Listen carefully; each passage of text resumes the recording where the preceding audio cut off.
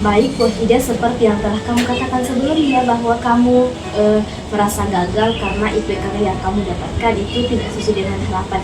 Nah, kalau boleh saya tahu, apa arti IPK bagi diri kamu sendiri?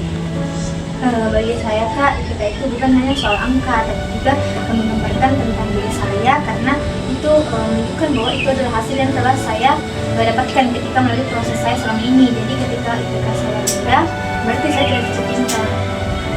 Baik, jadi menurut kamu nilai IPK bukan hanya nilai akademik ya, melainkan sudah menjadi tolak ukur diri sendiri. Baik, dari cara pandang kamu tadi, menurut kamu apa masalah utama yang sedang kamu alami sekarang? Masalahnya itu saya jadi lebih cemas karena ketika melihat nilai saya yang rendah ataupun menunggu nilai saya yang keluar, saya jadi kepikiran, takut hasilnya jelek dan mengecewakan, dan kadang juga membuat saya sulit tidur karena memikirkan hal itu. Jadi bukan hanya sekedar nilainya yang membuat kamu resah, melainkan keyakinan bahwa nilai yang kamu dapatkan itu sebagai penentu untuk diri kamu sendiri. Jika kita lihat lebih luas lagi, apa sebenarnya tujuan yang ingin kamu capai di perkuliahan ini? Saya ingin membahagiakan kedua orang tua saya Kak, karena mereka kan sudah bekerja keras untuk memudahkan saya. Saya ingin pulang dengan membawa ini dan juga bermanfaat bagi orang.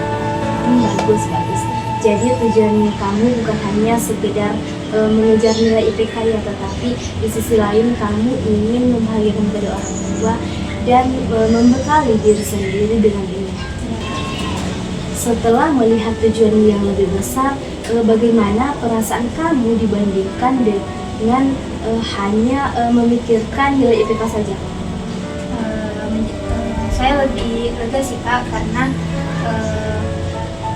saya sadar bahwa saya itu bukan hanya soal angka saja, tapi tentang bagaimana proses ataupun cara saya belajar selama ini. Baik, jadi ketika kamu menghubungkan arti IPK, masalah yang muncul, tujuan kamu yang besar, dan perasaan kamu, kita dapat melihat bahwa IPK itu hanya perjalanan kecil, bukan seluruh diri. Ya Kak, benar sekali. Sekarang saya merasa lebih tenang dan sedikit percaya. Baik, jadi di sesi selanjutnya kita akan mencarikan solusi atau strategi dalam menghadapi masalah